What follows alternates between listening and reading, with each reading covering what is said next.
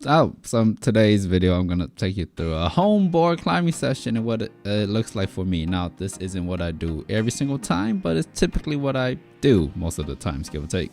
First off, we're gonna start by being a good boy, and good boys warm up because they don't want to fuck up their shit in tendons, and because I'm not such a strong, adequate human being. On the 40-degree board, I have to warm up by just pulling on the hose and just doing one move back down, one move back down. And this just helps me to recruit my body, makes me feel good. I don't particularly do any major stretching before I climb because I stretch, how do I say this, more often than not, and I'm already plenty flexible, so I just need to make sure my tendons are nice and active and happy, including my fingertips.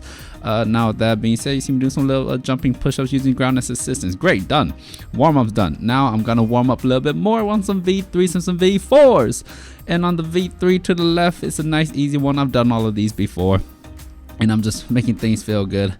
Again, as I'm warming up, I'm still feeling kind of heavy in the sense that I'm not warmed up yet.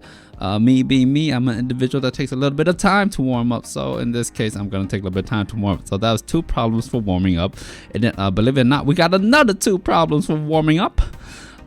These 2 are still V4s, but I'm gonna let you know something. On my board, a V4 could be like a V5 or even a V6 on the moon board, but then if you put this into like gym climbing standards, it could definitely be way harder. And I don't know why I do that, but it's just I've been raised that way ever since I started the moon board and fucking outdoor bouldering in Minnesota. I don't know why everything's so sandbag, but this board that I'm climbing on is also extremely sandbag.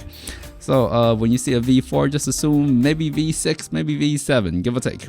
Now this problem is a V6. Is that actual V6? No, it's way harder. But it's a problem I did the other day and I liked it a lot, and I just wanted to repeat it a few times. And it's here, and you know, you can see it's a little bit crimpy on the fingers, a little bit crimpy on the fingertips, which is totally fine. It's very adequate for me. I'm trying to work on my finger strength regardless. And I can go to the move. That's a nice wood hole that I made personally, honestly. Good job, me. But then that's a foot slip. The thing that makes this a problem a little bit hard is just the foot sequencing, because there's a little wood block on top of the red hole that makes it really difficult for your foot to slide into. But here on my second and my third go, because I did it twice in a row, because I wanted to get the motion in, feeling adequate, do it enough times, it gets easier. The more you do something, the better you become at it, and that's what I was trying to do. Ironically enough, I hit the wood hole at the same time, but definitely on the right side, I was way more confident. I was way more better. I felt way much stronger, and that foot cut loose move happens every single time. You can't fight it. It just happens. I'm just not adequate enough to fight it, then, or maybe, right? Who knows? Right now, here's a little V5 project that I was working on the other day that I failed, but today I was pretty strong, I was adequate, and I flashed it. And the only reason why I failed it last time was because it was at the end of my session now, and I was totally burnt. But I like this problem. It's pretty good. It's not too bad. The finish was slightly sketched, but luckily I just went for it. I held it and I got it. I was like, yay, quick foot switch, let's be adequate. And it come out match, yay, very happy, good job me.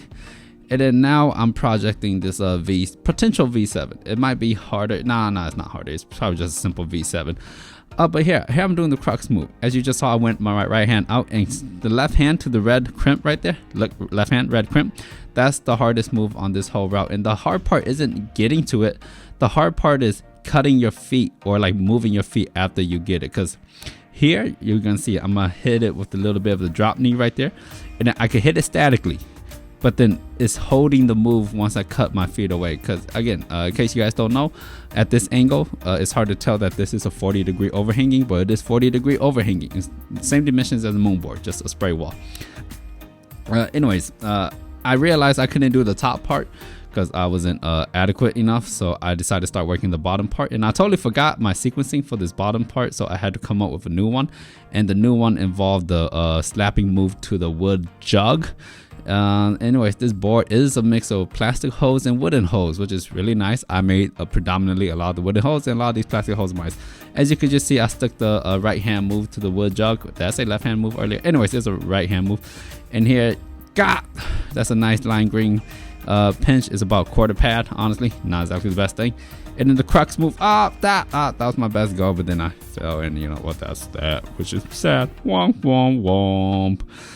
Anyways, as you can see, I'm just hitting this move a few times, trying to do it, trying to be feeling good. Again, when I board climb, I'm not trying to do like max effort anything or like limit bouldering, projecting, I like to save that for outdoors. Typically when I climb, that's just me trying to have a well, when I board climb that or gym climb, that's just me saying, okay, here's how you move when you climb. All right, here's how you do it. Okay, don't forget how to climb. All right, I won't forget how to climb then.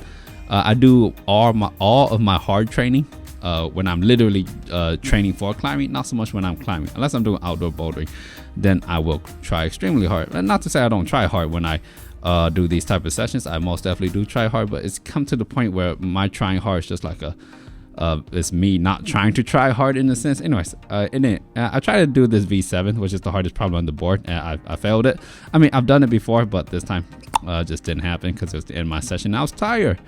Anyway, so that was me board climbing. It's just a home session. Typically it goes something like that. Today it was only about an hour, give or take. Sometimes it's a little bit longer. It's hardly ever shorter, honestly. But yeah, that's the session. Now I'll see you next time, partner.